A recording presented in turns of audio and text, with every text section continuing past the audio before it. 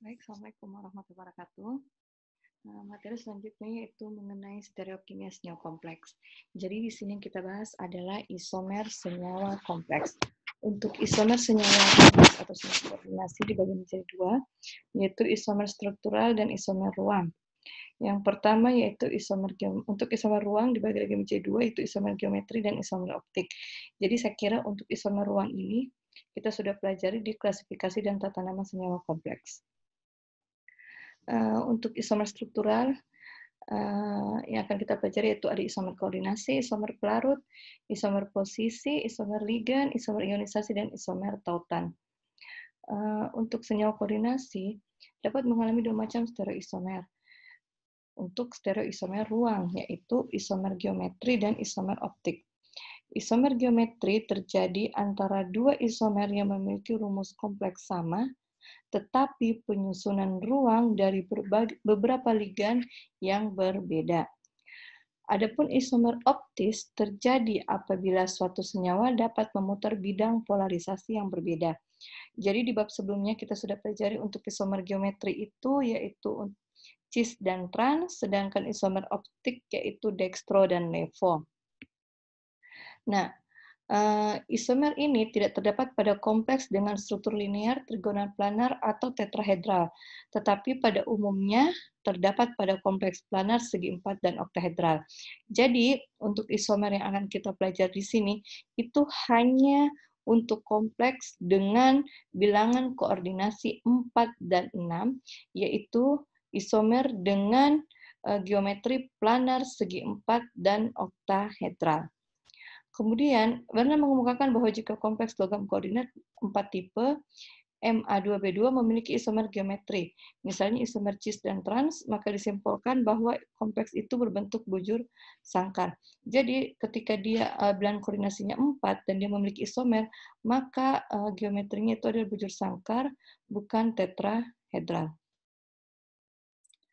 Untuk isomer cis dan trans, kita dapat tentukan hanya melalui eksperimen, yaitu pertama melalui momen dipolnya, kemudian dengan menggunakan spektroskopi IR atau inframerah, kemudian dengan metode reaktivitas kimia. Untuk kompleks oktahedral, isomer cis trans terjadi pada senyawa dengan rumus umum yang pertama yaitu M, di mana M ini adalah atom pusat, A dan X ini adalah ligan. Jadi ada 4 buah ligan A dan 2 buah ligan X. Contohnya Cr NH3 4KCl2. Jadi memiliki posisi cis dan trans itu ligan Cl. Kemudian rumus yang kedua yaitu MAA 2 kali X2. AA ini adalah suatu ligan bidentat dan X ini suatu ligan monodentat, masing-masing jumlahnya 2. Jadi contohnya bis etilen diamin di kloro kobalt 2.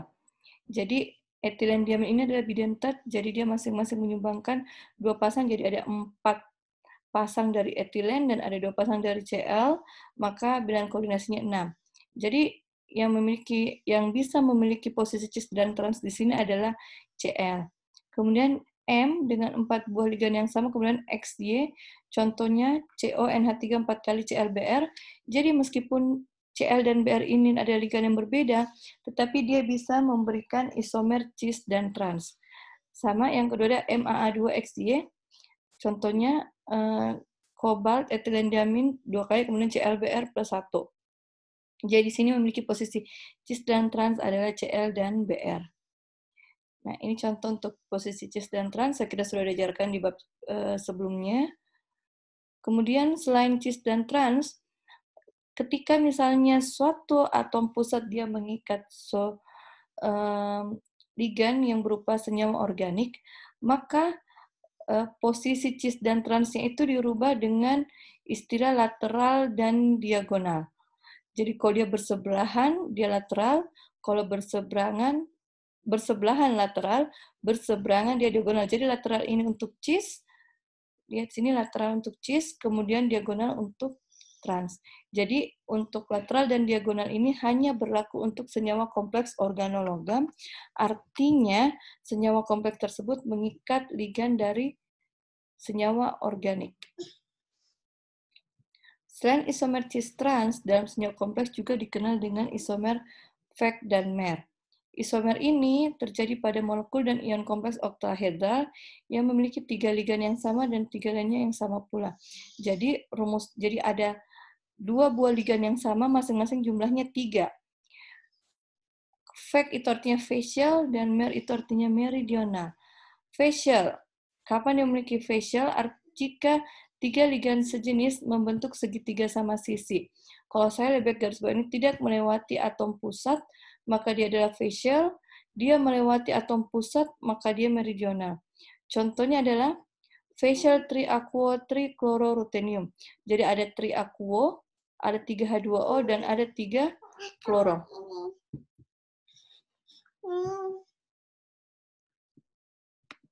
Jadi kita lihat yang tadi ada trikloro, yang ini tadi triaquo dan trikloro. Jadi facial dia tidak melewati atom pusat. Lihat, ini saya hubungkan. Dia tidak melewati atom pusat. Sedangkan meridional, saya hubungkan Cl dengan Cl, dia melewati atom pusat. Maka dia facial dan meridional. Jadi bisa facial dan meridional itu hanya untuk senyawa kompleks dengan bilangan koordinasi 6, yaitu geometri oktahedral, dengan jumlah ligan, 3 buah ligan yang sama dan 3 buah ligan yang sama juga. Nah, untuk isomer ruang selanjutnya itu isomer optis. Saya kira ini kita bisa lewati karena sudah dipelajari di pertemuan sebelumnya, itu ada dextro dan nevo. Jadi dextro ketika dia memutar ke arah kanan, sedangkan nevo kalau dia memutar ke arah kiri, yang kita pelajari bab sebelumnya, jika dia berat ke kanan, kalau menghadap ke pembaca, berarti dia dextro, kalau berat ke kiri, berarti dia nevo. Kita lanjut. Nah, sekarang yang untuk isomer struktural, ada isomer ligan. Jadi kalau isomer ligan itu berarti ligannya memiliki isomer. Contohnya, dia mengikat ligan orto, meta, dan para nitrotoluen. Kemudian yang kedua adalah isomer ionisasi. Untuk isomer ini adanya perbedaan ion yang dihasilkan dalam suatu proses ionisasi. Contohnya CONH3 5 kali SO4. Jadi ini adalah kation dengan muatan +1, dia mengikat Br-. Jadi kationnya di sini muatannya +1, kation kompleksnya muatannya +1, dia akan memiliki isomer ionisasi ketika CONH3 5 kali ini bertukar ke dalam, berarti Br SO4 menjadi anion sederhana, sehingga